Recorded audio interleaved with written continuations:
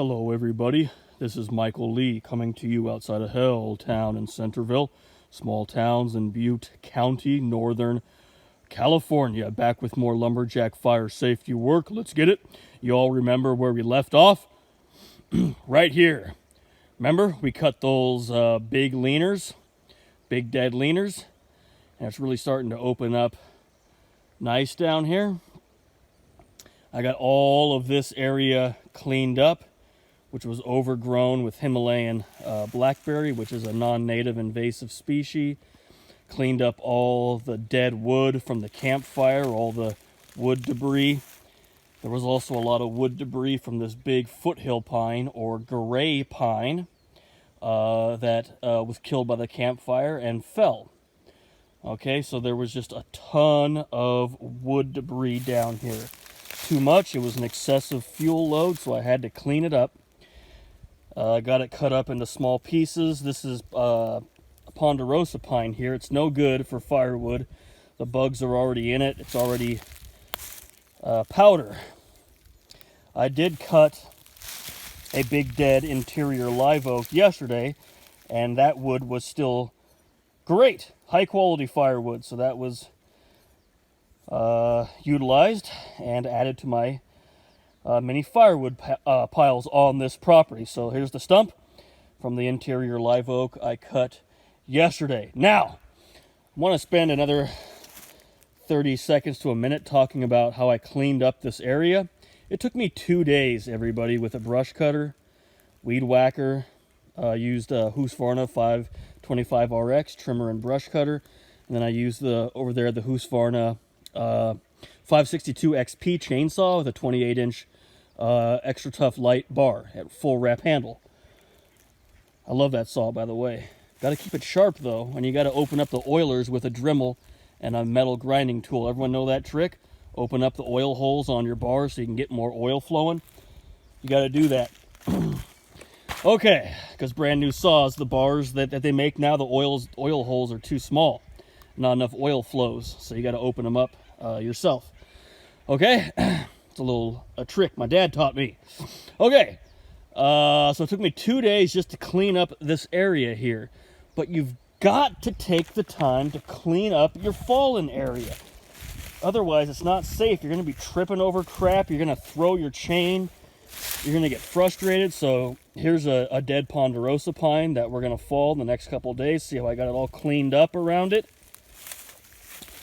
Here's an interior live oak that we're going to fall right now in this video after I cover all the introductory stuff here. See how I got it cleaned up? Man, there was poison oak and blackberry thorns and just dead grass everywhere. Bunch of dead wood. Now you can see the California grapevine is climbing up this interior live oak that's half dead and was damaged by the campfire. California native grape is obviously a native plant. Is actually quite cool, and you can eat the grapes and eat the leaves. But it grows with vigor, so I'm not too worried that I'm taking it all out here. This tree's got to go. This tree is unacceptable. It's got to go for two reasons. One, it was damaged by the campfire and it's half dead. See that huge dead branch coming off there? It's got 2 dead branches up there, 3. And the other reason why it's got to go is it's clogging up this area. I need this area open for fire safety reasons, okay? We got to get this land more open, okay? And in that regard, once that interior live oak is out of the way, then we can fall this big dead ponderosa pine. This is a big boy. See? So once we get this interior live oak out of the way, this ponderosa pine can go there. See it, everybody? And this ponderosa pine can also go up there. See it? See it, everybody? And remember, up here is where we just finished falling that half a dozen big dead ponderosa pines. See it, everybody? See it? So I'm trying to keep everything clean and organized. Let me walk over here, show you a different view. See, here's all those ponderosa pines that we already fell. And then, see that interior live oak? We'll fall that right where I'm standing. We'll fall that dead ponderosa pine up here right where I'm standing. And then last but not least, we'll fall this big dead ponderosa pine up here right where I'm standing. Okay? See how far we can get today.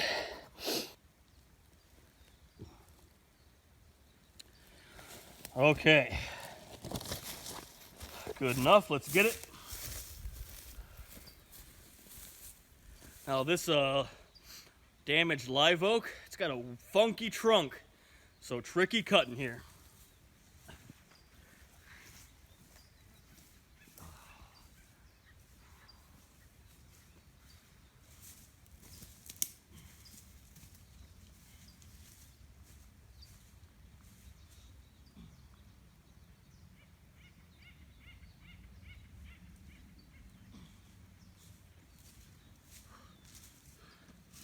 I'm gonna go ahead and see if I can pull down, just using my strength, pull down some more vines out of this tree just to get them out of the way.